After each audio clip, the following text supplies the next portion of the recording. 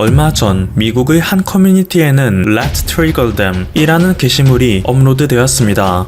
여기서 them은 China, 즉 중국을 의미하는 것인데요. 중국을 자극해보자는 의미의 게시물이었죠. 최근 미국과 중국의 분쟁이 격화되면서 미국 네티즌들이 사이버상에서 중국을 자극하자는 움직임이 나타난 것입니다. 해당 게시물에는 중국 영토 전체가 웨스트 타이완, 서대만으로 바뀐 지도가 게시되는가 하면 위구르족, 티베트족, 몽골족이 모두 독립된 지도도 게시되었습니다. 심지어 일부 네티즌들은 한국마저 북한과 통일시키고 과거 고구려와 발해의 영토도 모두 수복한 상태의 지도를 만들어 올리는 모습을 보여 한국은 뜻밖의 이득을 얻게 되었죠.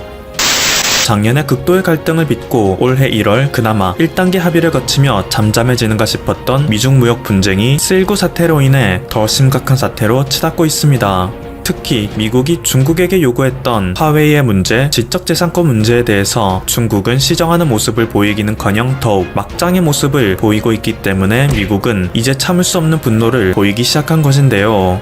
피터 나바로 미국 무역 담당 정책국장에 따르면 중국은 지난 1월 무역 협상에 서명하여 미국에 대한 지적재산권 도둑질을 멈추기로 하였지만 최근 미국의 FBI에서는 중국 정부가 해킹을 통해 미국의 백신 기술을 탈취하려는 시도를 했다는 것을 적발했다고 합니다. 또한 전 세계에 마스크 대란이 일어남에 따라 중국에서는 미국에 막대한 물량의 마스크를 수출하고 있었는데요. 미국 직업안전위생연구소 NIOSH에 따르면 미국이 급한 대로 긴급 수입 허가를 내렸던 중국산 마스크 134개 제품 중 무려 80개가 FDA 기준 미달이었다는 사실이 밝혀졌습니다. 심지어 그들은 FDA로부터 허가를 받지 않았음에도 허가증을 허위로 만들어내 미국에 수출하고 있었던 거죠. 이에 따라 지금 미국에서는 반중 정서가 극도에 달하였는데요. 지난 20일에는 미국 상원에서 중국 기업의 미국 상장을 모두 폐지시키는 법안을 통과시켰습니다. 이것은 얼마 전 미국에서 3억 달러의 회계 부정을 저지른 것이 탄로났던 중국 루이싱 커피가 상장 폐지를 당한 것의 연장선이기도 하죠.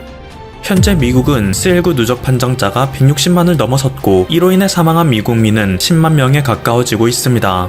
C19 시작은 중국이었지만 이것이 가장 큰 타격을 준 국가는 미국이 된 셈인데요. 때문에 미국은 사태 초기 나라가 망할지도 모른다는 위기설이 조금씩 나올 정도로 정신을 못 차리는 상태였고 중국에서는 이 기회를 이용하여 미국의 패권을 빼앗아 오려 했습니다. 실제로 중국에서는 지난 11일 전세계 디즈니랜드 중 유일하게 상하이 디즈니랜드를 재개장하였습니다. 입장권 판매 1시간 만에 일주일치 입장권이 매진되는 등 중국 내에서 엄청난 수요를 자랑했죠. 이것은 곧 중국의 방역에 대한 자신감을 의미하는 것이기도 했는데요. 이뿐만 아니라 4월 초 미국이 한창 C19로 인해 정신을 못 차릴 때 미국에서는 시어도 루즈벨트함 등 태평양을 담당하던 전략적 항공모함 4척을 본국으로 송환시킨 바가 있습니다. 때문에 중국에서는 그동안 자신들을 조여오던 미국의 포위망에서 벗어나 드디어 중국의 야욕을 펼칠 수 있는 기회라고 생각했는데요. 항공모함 랴오닝함 전단, 폭격기 H-6와 전투기 젠11 등을 출격시켜 특히 대만섬 주변을 돌며 대만을 위협하기 시작했죠. 대만에서 지난 1월 반공 독립 성향의 차이잉원 총통이 재선에 성공하였고 미국의 트럼프 대통령은 지난 3월 대만을 지원하는 타이베이 법안에 서명함으로써 대만을 국가로 인정하는 행보를 보였기 때문에 중국에서 무력 통일론이 크게 힘을 받기 시작한 것인데요. 지난달 중순 인민해방군은 웨이보에서 전투를 준비하라는 포스터를 게시함으로써 대만 해협에서 대만과의 무력 충돌을 할 것임을 시사하기도 했습니다. 또한 중국 국방대학의 차오량 교수는 자신에 져서 무제한 전쟁을 통해 어떤 대가를 치르든 대만을 되찾아야 한다. 하나의 중국 원칙은 그 누구의 도전도 용납하지 않는다 라며 미국의 방해 공작을 뿌리치고 대만을 억지로 무력 통일시키고자 하는 의지를 보이기도 했죠. 그런데 이런 중국의 당당함은 그리 오래가지 못했습니다. 최근 미 해군 7함대 소속 이지스 구축함 베리함은 중국과 대만 사이에 대만 해협을 통과하였는데요. 중국은 미국이 현재 대만에 신경 쓰지 못할 거라 생각했지만 미국은 그러한 중국에게 나대지 말고 가만히 있으라는 뜻을 보인 거죠. 게다가 괌 공군기지에서는 핵무기를 탑재한 전략 폭격기 B-52, 무인 항공기 글로벌 호그 RQ-4 등을 출격시켰고 일본 사세보에 배치했던 항공모함인 아메리카함을 남중국해에 급파하여 동남아시아 지역을 위협하는 중국을 대놓고 막아서는 모습을 보이기도 했습니다. 또한 800km 떨어진 거리에서도 정확한 타격이 가능한 최첨단 스텔스 장거리 대함 미사일을 탑재할 수 있어 죽음의 백조라는 별명을 가진 전략 폭격기 B-1B를 출격시켜 동중국해에서 성조기를 펼치는 퍼포먼스를 보이는 등 중국의 앞마당에서 대놓고 중국을 압박하는 모습을 취했죠. 미국이 보인 모든 무력 시위는 결국 중국은 아직 미국에 대들 수 있는 레벨이 아니다 라는 것을 알리기 위한 행보라고 볼 수 있는데요. 이에 따라 중국에서는 그동안 보이던 공격적인 모습을 감추고 다시 미국에게 항복해야 한다는 의견이 나오고 있습니다. 지난 4일 중국의 한 내부 보고서가 로이터 통신에 의해 공개됐는데요. 그곳에서는 전 세계의 반중 정사가 천안문 사태 이후 최악이다 라며 위기감을 드러내는 문구가 있었다고 하죠. 특히 앞서 무제한 전쟁을 편찬함으로써 미국의 방해 공작을 무시하고 대만을 수복해야 한다 주장했던 중국 국방대학의 차오량 교수 역시 미국에게 백기를 들었는데요. 지금은 대만을 찾기 위해 무력을 쓸 때가 아니다. C19로 미국이 약해진 것은 사실이지만 그렇다고 해서 완전히 무너진 것은 아니다. 지금 중국이 나서면 큰 대가를 치르게 될 것이다. 미국은 동맹국과 연합하여 해상을 통해 중국의 생명선을 끊을 것이며 뉴욕과 런던의 금융센터를 통해 중국의 자본줄도 끊을 것이다. 라며 중국은 지금 당장 꼬리를 내려야 한다 주장했죠. 하지만 이를 부정하고 싶었던 중국의 한 언론에서는 중국의 또 다른 군사 전문가 팡빙에게 그래도 중국군이 미군을 추월하는 것은 시간 문제 아니냐 라는 질문을 하였는데요. 팡빙 역시 200년의 시간이 주어진다면 모르겠다 라며 그러한 생각은 헛된 희망이라고 일축했습니다. 최근 중국이 개장했던 상하이 디즈니랜드 인근 지역인 쌈면에서는 주민 100명 이상이 야간에 방호복을 입은 사람들에게 몰래 끌려가는 모습이 촬영되었습니다. 또한 이 지역에서는 주민들의 반발을 막기 위해 중국 공산당에서 무장 경찰을 배치하기도 했는데요. 근처 장안구에 있는 한 호텔 앞에서는 최소 20명의 인원이 방호복을 입은 의료진에 의해 구급차 여러 대로 실려가는 모습이 촬영되기도 했습니다. 즉 중국에서는 지난 3월 C19 승리 선언을 하였지만 그동안 숨겨왔던 C19가 이제는 걷잡을 수 없이 커지고 있다는 뜻이죠. 때문에 중국에서도 이제 더 이상 방역 선진국으로서 세계의 타국가들과 협력을 하지 않을 수 없는 처지가 됐는데요. 아쉽게도 이제 더 이상 세계의 협력선에 중국이 끼어들 자리는 없어질 전망입니다. 미국에서 이제 대놓고 중국 대신 대만을 밀어주기 시작했기 때문이죠. 그동안 세계보건기구 WHO에서는 중국 공산당이 우리들만이 중국을 대표하는 유일한 정권이다 라고 주장하며 대만의 참여를 적극적으로 막아왔습니다. 그런데 이번에 미국이 이러한 중국의 입김을 방해하고 나섰는데요. 미국 의회 외교위원회에서는 총 55개국의 서한을 보내어 질병에는 국경이 없습니다. 우리는 대만의 WHO 가입이라는 긴급 문제 해결을 위하여 모든 정부가 우리의 의견에 동참하기를 촉구합니다. 라며 세계 모든 국가들이 중국 죽이기에 동참하라는 압박을 했죠. 하지만 이러한 미국의 움직임은 조금 시기가 일렀던 것 같습니다. 지난 18일 WHO 회원국 대표들이 모두 참여하는 의사결정기구 세계보건총회 화상회의가 열렸는데요. 현재 C19가 전세계 팽배해 있는 상황 속에서 정치적으로 민감한 사안을 건드리기에는 모든 국가들이 그럴 만한 여력이 없다는 의견이 나왔기 때문이죠. 결국 이번 WHA 화상회의에서는 대만의 참여와 관련된 논의는 연말까지 미루기로 의사합치되었습니다.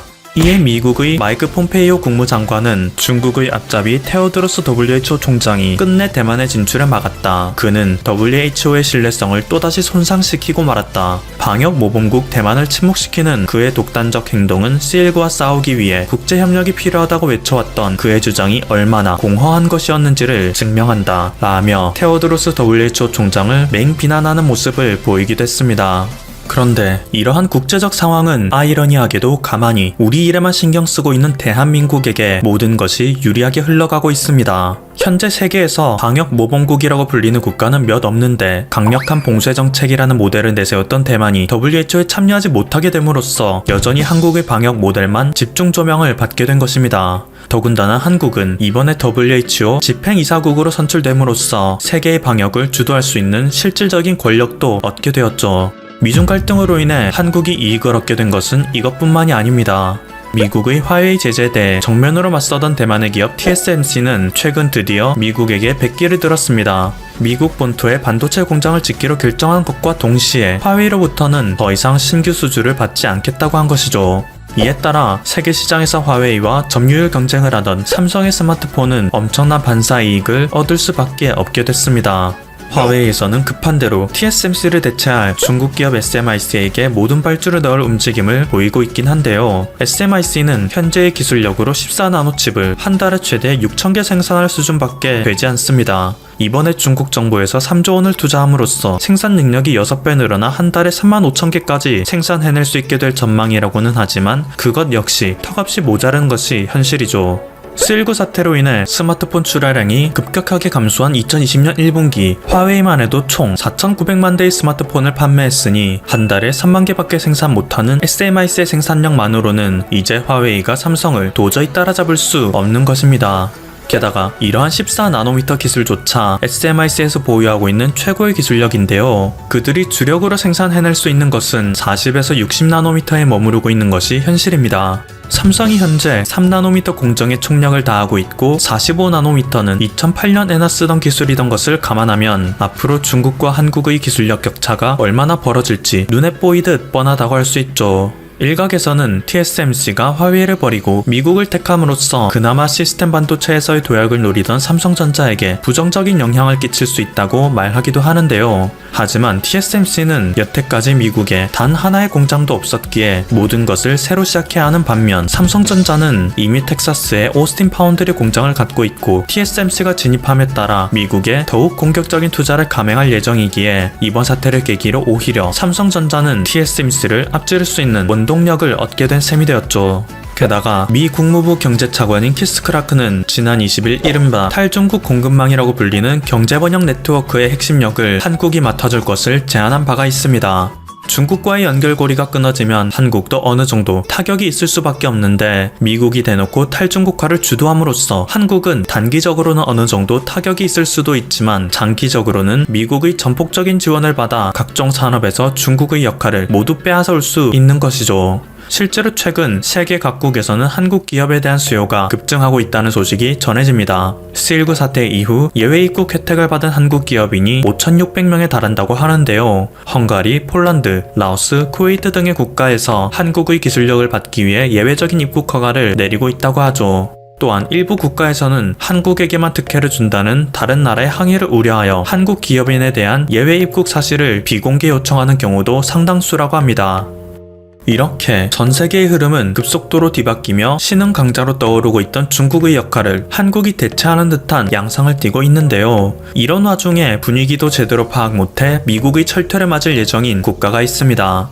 바로 베트남이죠. 베트남의 현지 매체인 VN 익스프레스에서는 최근 베트남 전자업계에서 중국산 제품을 베트남산으로 속여 미국에 판매하고 있다 보도했습니다. 2013년 설립된 베트남의 전자회사 아산조는 베트남 TV 시장의 16%를 차지하며 TV를 주로 생산하는 업체인데요. 이 업체는 최근 TV 이외에도 냉장고와 기타 가전제품 그리고 스마트폰으로 사업을 확장하고 있었는데 이 과정에서 중국산 부품을 수입했음에도 불구하고 베트남산으로 둔갑시키는 일이 생긴 것입니다.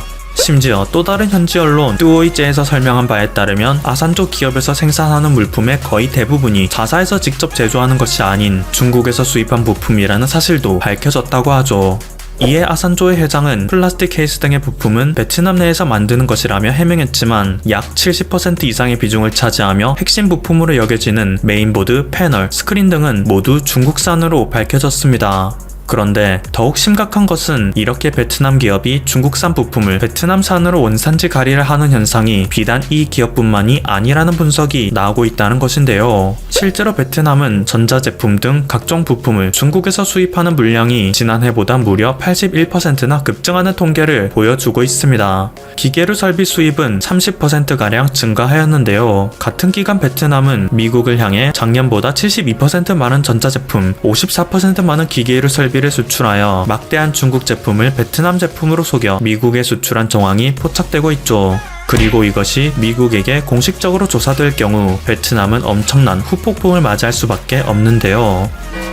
과거 미국과 소련이 대립을 하던 냉전 시기 미국에서는 코콤이라는 기구를 통하여 자유진영에서 공산진영으로 수출하는 물품을 통제한 적이 있습니다. 하지만 일본이 이러한 미국 몰래 소련에 물품을 수출했다가 미국에게 이를 들켜 된통당한 적이 있는데요. 그때 당시 소련에서는 기술력이 부족하여 모든 잠수함의 프로펠러가 시끄러운 소리를 냈고 미국에서는 이 소리를 통해 소련군의 위치를 알 수 있었습니다. 그런데 일본의 도시바에서 노르웨이의 콩스버그라는 회사를 통해 정밀 공작 기계를 소련에게 불법 수출했고 소련에서는 이 기계를 이용하여 잠수함의 프로펠러를 보완했죠. 때문에 소련의 잠수함은 더 이상 시끄러운 소리를 내지 않았고 미군에게 쉽게 발각되지 않게 되었습니다.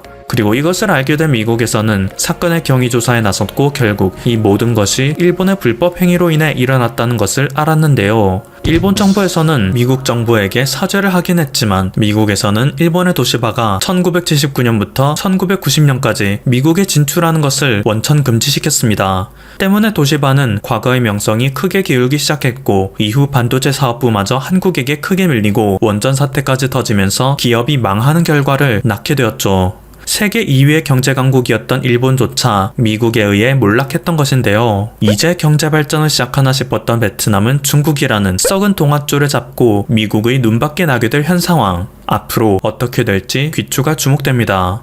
지금까지 퍼플튜브였습니다. 여러분의 구독과 좋아요 그리고 알림 설정은 콘텐츠 제작에 큰 힘이 됩니다. 감사합니다.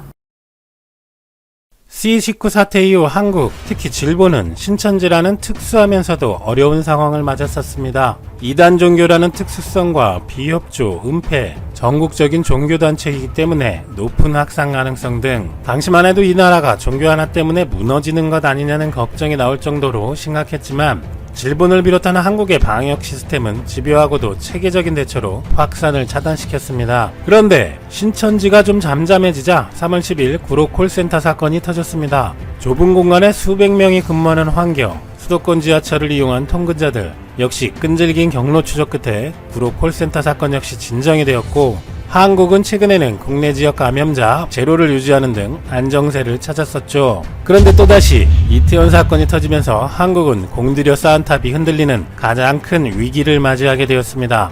이번 이태원 사태는 이전의 커다란 두 건과 비교해도 최악의 조건들이 조합된 것이 아닐까 생각될 정도입니다. 유흥클럽을 이용하는 것이 알려지는 것을 기피하는 사람들, 주한미군을 비롯한 다수의 외국인들까지 포함 전국 각지에서 모였던 사람들이 다시 지역으로 돌아간 점, 엄청난 활동 반경을 보이는 젊은 층이라는 점, 최근 사회적 거리두기 등이 다소 소홀해진 분위기였다는 점, 연휴를 맞아 상업시설 및 대중교통에 엄청난 인파들이 모였던 점 등을 생각해본다면 정말 쉽지 않은 상황일 것입니다. 그러자 일본에서는 이 소식을 다룬 같은 내용의 단신 뉴스 2개가 랭킹 1, 2위를 동시에 차지합니다. 일본인들에게는 그렇게 희소식일까요? 한국에서 다시 증가, 클럽에서 집단 감염이라는 지지통신 기사에 5만여 개의 추천을 받은 댓글은 백신이 개발되지도 않았는데 마치 평상시처럼 행동하고 있었으니까 당연히 일어날 일이었다. 일본도 이러한 예를 반면교사로서 받아들여 감염수가 줄었다 해도 방심하지 말고 대비하도록 하자라는 내용인데 평상시처럼 행동하면 안 되는 것은 맞는 말이지만 일본은 정말 놀랍도록 모두가 엉터리인 숫자라도 좀 내리고 반면교사라고 해야 되는 것이 아닌지. 그리고 그 다음 많은 추천을 받은 댓글은 미국에서 인증도 되지 않은 검사 키트로 검사하고 있으니까 가짜 음성 판정자와 무증상 감염자가 엄청 많을 것이다. 미국 FDA 사용 승인된 키트가 4개이고 세계 100개국이 넘는 곳에서 수입해가는 한국 키트에 계속 저런 말이 나오는지 역시 일본은 최근 많이 평온해졌던 한국에서 잠시 이태원 사건으로 올라가니 반면교사라는 등 불량 키트라는 등 일본의 처지는 돌아보지도 않는 댓글들로 이 짧은 단신 기사들을 1, 2위로 만들고 있습니다. 하지만 용산구는 전수조사 기간을 5월 1, 2일에서 4월 30일에서 5월 5일로 늘리고 대상업소도 확대해서 전체 조사 대상자 수를 7,222명으로 늘렸습니다. 이전 신천지나 구로 콜센터 사건보다 훨씬 양상이 어려운 상황이지만 질본과 관계당국은 잘 대처하리라 믿습니다. 현재 세계는 C19가 장기화되고 가을에 2차 유행도 올 것이라는 예상도 합니다. 우리나라뿐만 아니라 제2, 제3의 이태원 사건과 같은 사태는 계속 일어날 수 있을 것입니다. 만약 이런 일이 감염 경로 파악 능력 자체가 없는 일본을 비롯한 다른 나라에 생겼다면 잘 막을 수 있으리라는 기대는 하지도 못하지 않을까요? 대한민국은 이 모든 상황에도 불구하고 끝판왕급의 방역 성공 자산을 얻을 것이리라 믿습니다. 한편 로이터 통신의 한국에서 재감염된 케이스들은 위양성 반응이다 라는 뉴스는 일본 동영상 뉴스 1위였습니다. 한국보건당국은 지난달 회복된 수십 명에게서 다시 양성 결과가 나온 것에 대해 우려를 제기해왔는데 최근까지 350건을 분석한 결과 RT-PCR 테스트는 가장 정확한 방법으로 간주되고 있지만 중앙대학교의 백신 개발 전문가 설대우 교수에 따르면 RT-PCR 기계 자체는 바이러스 성분을 검출하기 때문에 감염성 바이러스 입자와 이미 죽은 비감염성 바이러스 입자를 구별할 수 없어서 회복된 환자에게 남아있는 일부가 위양성으로 나올 수 있고 KCDC의 정은경 본부장은 입자들이 죽은 바이러스 세포에서 나온다는 이론을 뒷받침하는 증거를 여전히 수집하고 있다고 말했다는 내용입니다. 그러니까 세계의학계에서 아직 미지의 바이러스인 C19와 현존하는 가장 정확한 방식인 RT-PCR 테스트에서 위양성이 나올 수 있다는 사실을 연구 결과 이렇다는 것을 발표내지 보고한 내용입니다. 그런데 일본인들의 댓글 내용을 보면 의아스러움이 많이 느껴집니다. 신뢰할 수 있는 검사 키트로 판정 정확도는 70에서 80%, 한국산의 경우는 50%였기 때문에 반응 거짓말인 데이터를 바탕으로 잘못된 결과를 이끌었다. 이 나라의 진실과 현실은 없습니다. 검사 키트도 마찬가지 적당히 양성을 내고 적당히 네거티브를 만든다. 그 나라의 키트는 반반 도박 정도의 정밀도라고 들었습니다. 언론은 화제 만들기에 필사적이지만 일본의 감염 억제는 상당히 우수한 편이다. 타국의 정보를 참고하는 것은 좋지만 하물며 신용하지 않는 나라의 일이라면 더더욱 회복되는 환자가 다시 양성이 나오는 등의 현상은 중국, 일본은 물론이고 다른 나라에서도 여러 차례 보고가 된 것이고 특히 환자가 회복 후에도 양성 판정이 나오는 것에 대해 C19가 재감염이 되는 것인가에 대한 의문에 대한 해답으로 단순히 죽은 바이러스가 검출되는 것이지 C19가 다시 발병하는 것은 아니다라는 것을 KCDC 즉 한국질본에서 자체적으로 케이스를 수집해서 분석한 결과를 보도한 것입니다. 이런 활동은 세계 의료계가 서로 공유하고 참고해서 도움이 될 수 있도록 하는 공헌의 일환이죠. 최근 정은경 본부장이 책임져자로 구로 콜센터 집단 감염에 대한 논문을 발표한 것도 마찬가지입니다. 세계 어디에도 C19의 집단 감염에 대한 연구 결과가 없는 상황에서 세계 의료인들은 그 논문으로부터 많은 정보와 데이터를 얻고 유사 사례의 대응책을 만들고 시간을 단축시킬 수 있을 것입니다. 일본인들의 댓글 하나하나를 보고 일본인들이 다 그렇다고 해석하는 것도 비약일 수 있지만